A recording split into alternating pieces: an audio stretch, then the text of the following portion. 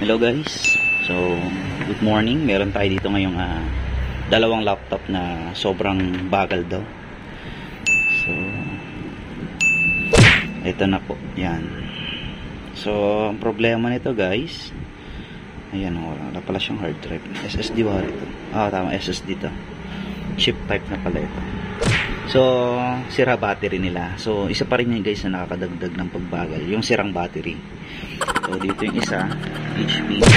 So pinormat ko to ulit kasi wala, mabagal din. Pinormat ko siya, sabi niya mabagal. Talagang babagal ko siya. So actually guys, yung pagpo-format dito is temporary lang naman. Nabibili siya siguro mga ilang buwan, babagal na siya. So ang solution po talaga dyan ay kailangan po mag-upgrade. Yan, so mag-upgrade po tayo ng pakpak. Hindi, joke.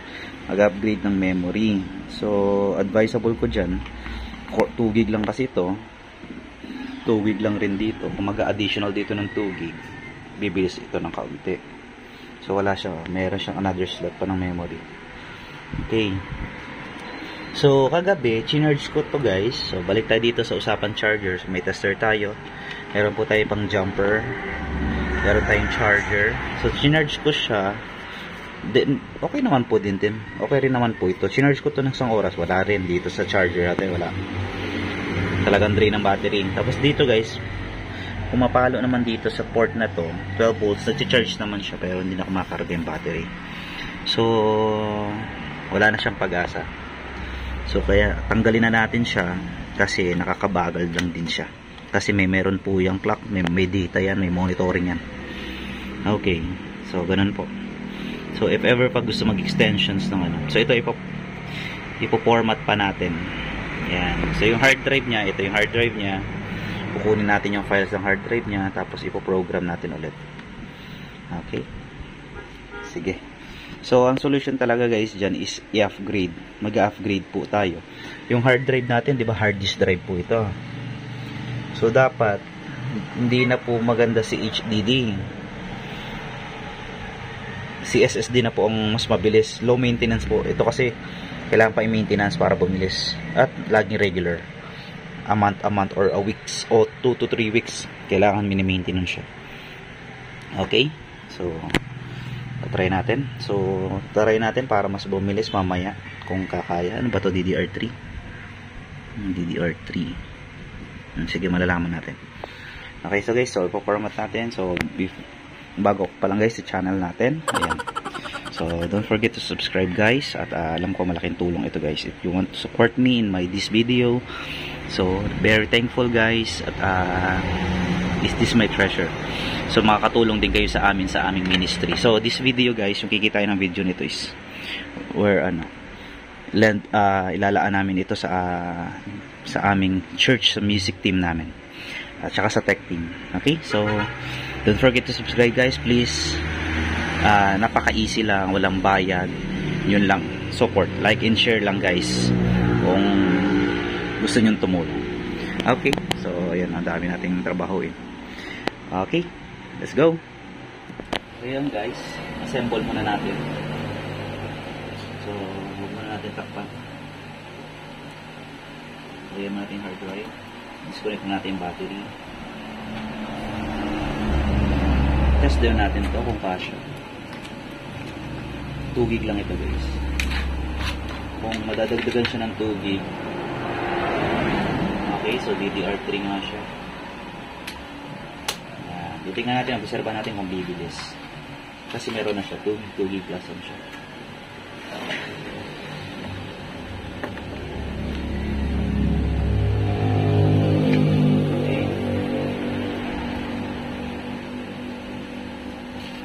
Battery lang. Sige.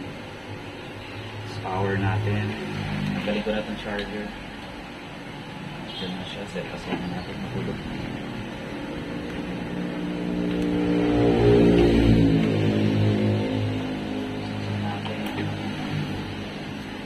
Okay, hindi na po mag-charge siya na. Power natin.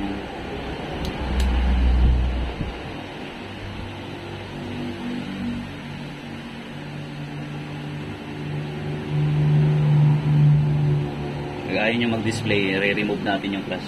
yung memory. Ayan, display. So matagal lang siya mag-flash. Titingnan natin kung maganda ba o hindi.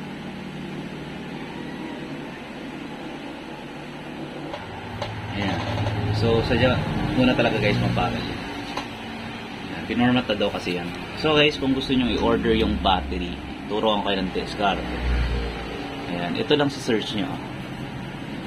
Kailangan linawan natin. Masyado malabo.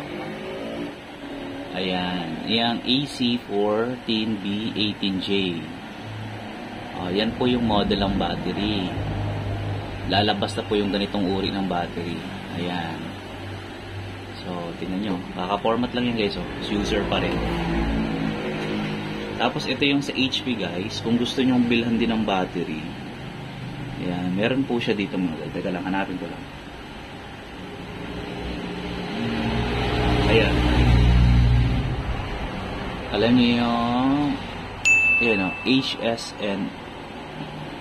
Ayan, regulatory model number HSTNNIB7B.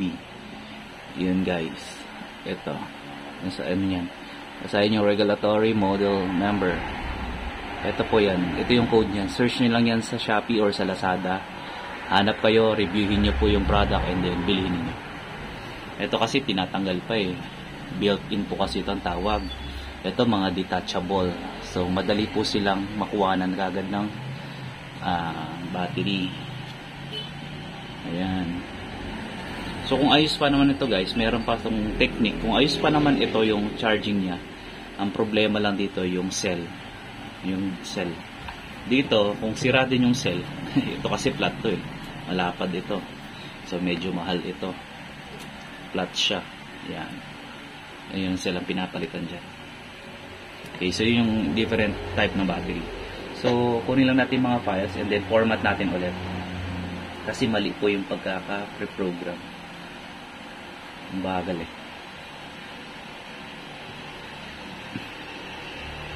So tingnan natin. WinR DX Diag DirectX Diagnostic Tools. Sorry, malabo. Adjust natin, ilalapit natin. Ayan. So, pa-format lang yan, ang bagal pa rin.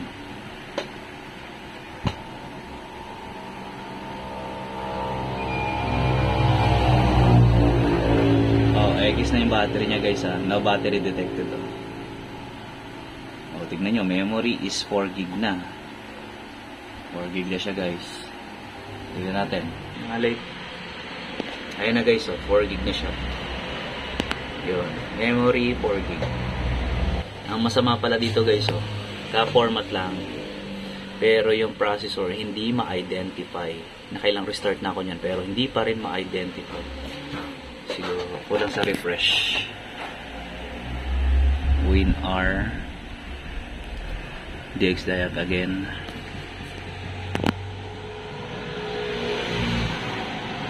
Ayan, lumalabas na. Celeron lang po yan. N3 for 1 GHz.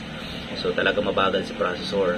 Kaya talagang dapat i-adjust po dyan si memory at saka si hard drive. Papalitan po yan. Yung kailangan po i-upgrade doon. Hindi na po yung kasi hard drive ay mabilis lang po sila pag pinormat. Tapos after pag nag-update ng system, bumabagal na po sila. Pero bibilis po sila pag maintenance ulit. So kaya yun ang dapat gawin. Kung bakit mababagal yung PC. Well, kung mabagal naman siya pero SSD type na siya tapos 4 GB to 8 GB na yung RAM, mabagal pa rin. Teka lang muna. May problema tayo sa program. Doon naman tayo may problema sa program. Ito pag na-program na to, ganun pa rin kabagal. Wala tayong problema sa program. May problema tayo sa hardware. Yan po. Dalawa lang po yun. Baliktaran lang. Okay, so let's go.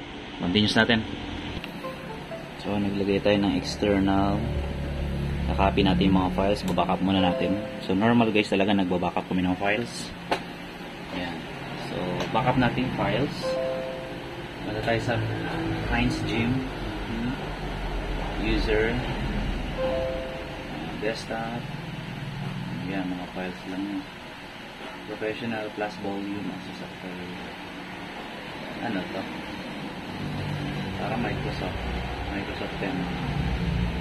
So hindi naman siya need document. Check naman natin. Ito lang seryoso. Control X, WinE again na storage natin. So kahit counting files pa rin siya guys. Lagyan natin ng folder. Hindi na siya namamatay kasi yung sinasalpak ko na siya ng flash drive.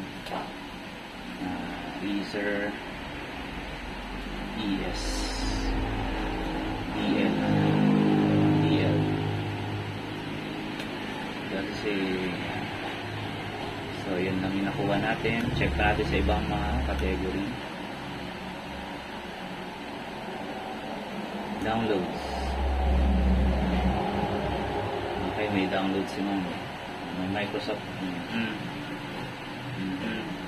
abas.pc.microsoft. Kaya yan, tingnan natin.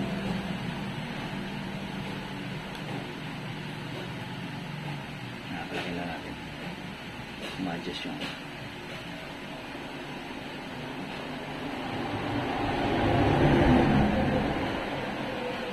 view. Tingnan natin. Large. Okay, downloadable naman. Madali naman na download mo. So, wala naman siya. Di naman siya very important. Okay. Sige. Sunod pictures. Wala naman video. Okay. So, diretso natin format. Bakit ko siya ipo-format? Kasi guys, mali ang sizing. Mali po ang sizing. Ayan. Nakita ko sa inyo. Okay, Kate. Pwede ko naman i-diretso sa tignan nyo, WinE. Mali po ang sizing. Dito mababa, dito mataas. Dapat dito sa drive C, 150 lang. 150 lang po yung binibigay namin sa drive C. Ayan. Tapos dito, 222 dito eh. Dito naman, 191. So, kahit guys, bawiin ko to using ng kailangan ko pa nang i-correct yung program niya. Baka kasi ibang version. Ibang version nga pala to. Kasi tignan nyo, WinBer. Ito ay ayan, tingnan natin. Ayan, Windows Home Single Language siya. So, gagawin natin siyang professional. Okay. Gagawin natin siyang professional. Ayusin natin. Tapos ito, tingnan nyo. 222, tapos 190. Gagawin lang na itong 150. Ito kasi guys, i-resize ko to. I-merge ko dito. Dito ma-merge. Hindi siya pwedeng ma-merge dito. Dito lang siya talaga ma-merge. So, kailangan ayusin natin. Okay, kakalibrate na natin yung program. Okay, so mahalaga yung partition kasi dito natin nilalagay yung mga files natin. Pag nilagyan nyo kasi ito ng files, dapat mga software lang siya. Kaya 150 gigabytes lang. Kahit nga 100 pwede na eh. Pag nilagay nyo ito ng files, babagal ang system ninyo. Pag dito nyo nilagay, hindi babagal system nyo. Kasi active to, ito inactive. Dito kasi active to, gumagalaw ang mga softwares dito, nag-execute. Dito hindi. So lahat ng mga inactive files dito nilalagay. Para hindi po dito bumagal kasi natatabunan. Nahirapan ng memory mag-retrieve ng information kasi madaming files. Ganun po. Kaya may cost ng pagbagal, may cost ng pag-slow, may cost ng pag-hang kasi hindi makita yung hinahanap. So, okay. Let's go po. Balik na natin. So, kagaya guys ng pag-format, panoorin yung video na ginawa ko kung paano mag-format. So, dito guys, tuturo ko na rin. Pero hindi natin i-document ng mahaba. Talaga, sus Mariosep. Aabutan kayo dito ng matagal. Okay? So, punta tayo ng BIOS. Then, ita-timelapse ko siya kapag loading ng loading. Processing ng processing lang. Okay. Okay, so first shutdown natin ang PC. Tapos, don't worry, install natin lahat din yan. Kukompletuin natin yan. Restart natin siya. Lagay natin ito. Itong bootable. Ito GPT na to. Bootable po siya. GPT siya. Hindi siya MBR. Hindi na po ako nag-MBR. Puro GPT na ang ginagamit ko. Kasi pag nalobat ang battery, nade-default po talaga siya sa UFEI. Okay. F12 or F2. Titingnan natin kung anong boot menu. Sana makita yung boot menu. Pag hindi natin makita yung boot menu, ayan. So, pumunta tayo ng BIOS. F2 yan. Tingnan natin boot menu dito. Anong boot menu? Ayan, naka-GPT oh. Ayan, boot menu naka-disable oh. Enable natin boot menu. F12. Exit natin siya. Check natin yung time. Kung updated. Okay, wala. Wala dito. So, ang system time niya ay nasa loob. Wala dito. Settings. Ay, ito. Sorry. Hindi ito pala. Nasa in main. Okay. Updated naman. Sige. F10. Save and exit yun. Tapos, F12 tayo. Press F12 to boot menu, guys. Tapos, after nito, guys, pagdating sa processing yan, ita-timelapse ko na hanggang doon sa simulation. Kasi mahaba na yung minutes. Oh. So, ganun lang, guys. O, yan. Sige, naka-default doon sa kanya. Kasi hindi siya, naka Windows Boot Manager. Ibig sabihin, naka GPT naman siya. Okay. Okay guys, so timelapse na natin guys. Ganun lang guys pag mababagal talaga PC. Dalawa lang po yan. Pwedeng program, pwedeng upgraded ng hardware. Pag pinormat natin siya, back to zero. Update po ulit yan. Mga ilang buwan, 3 buwan, 1 buwan, 1 taon. Babagal na siya ulit. Pero kailangan dapat i-maintenance para hindi siya bumagal. At huwag kayong maglalagay ng file sa drive C. Ito-transfer nyo kagad po sa drive D. Para hindi po bumagal. Ayan. Sunod, kung kailangan i-upgrade yung hard drive at yung memory, di-upgrade po ninyo. Kung gusto nyo bumilis, halimbawa, 2 gig lang siya, palitan nyo siya, gawin yung 4 gig. Diba? Hindi na siya hindi supported po ito ng 8 gig. Yung mga latest version na supported, pero ito hindi supported. Yung HDD, gawin yung SSD. Di bibilis lalo. Low maintenance. Okay, so time lapse na natin to guys. Alright, thank you.